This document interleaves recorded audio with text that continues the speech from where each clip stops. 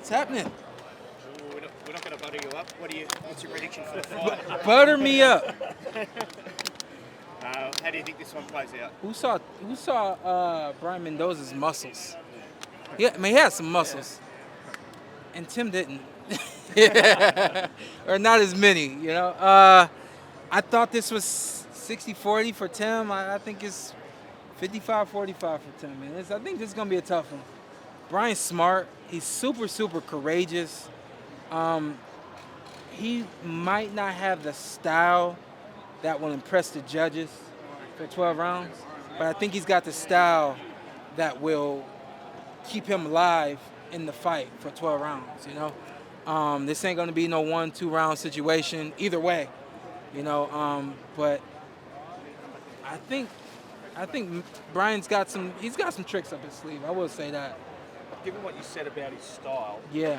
does he have to knock Tim out to win? Yeah, I think so.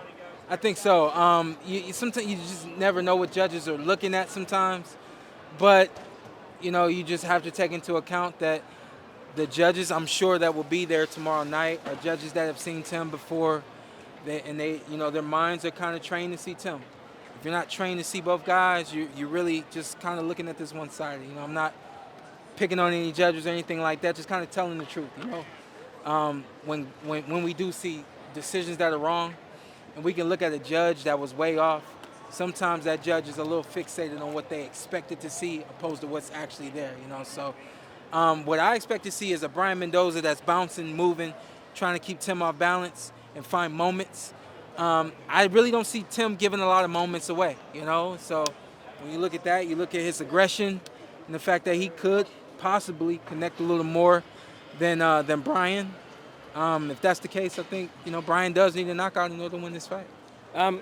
Tim has talked about, you know, that he would entertain a move to middleweight in the future. How do you think Tim would do at middleweight? I think he's got to stay at junior.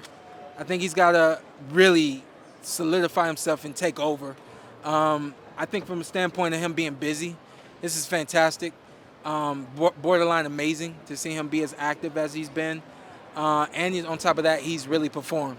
You know, so, but at the same time, he's still got some growing to do.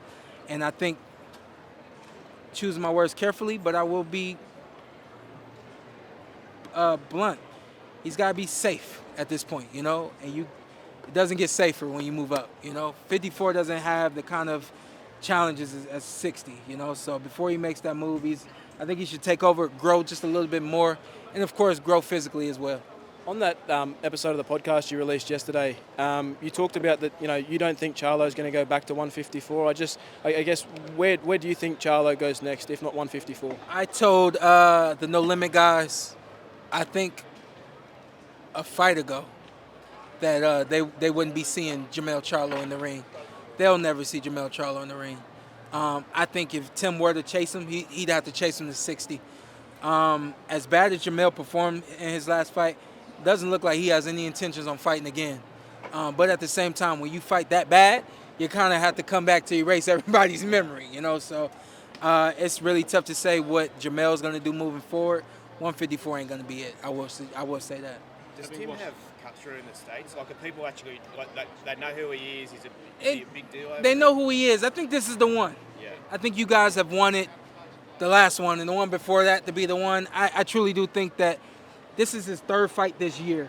And when you're that active, nobody can ignore you being third fight in 1 year, especially when you have been the number one guy, the number one guy, and you haven't had to take on these challenges. So nobody can ignore that. On top of that, Brian's last performance, he's got somewhat of a hot name now too, you know. So I think this is really the one that solidifies Tim as the guy at 154.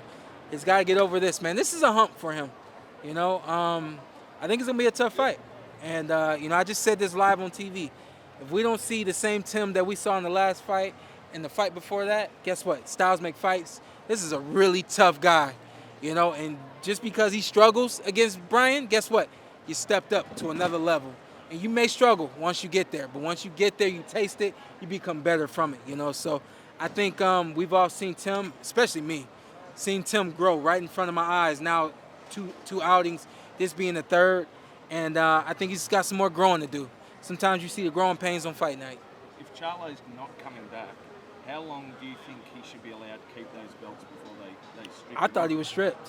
That's how I feel about it. I feel if you move, especially two-weight classes out of your weight limit, you haven't fought in over a year in that weight. Why does he have belts? I didn't know he had belts.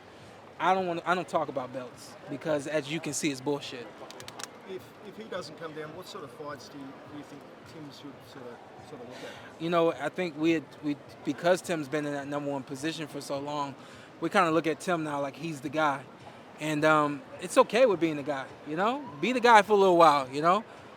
You taking on 3 challenges. He gets past Brian. And, just keep picking him and keep knocking him down. You know, get to the top of 154 and stay there as long as you can, you know? Crawford's talked about a fight with Canelo in the future and wanting that fight sort of next.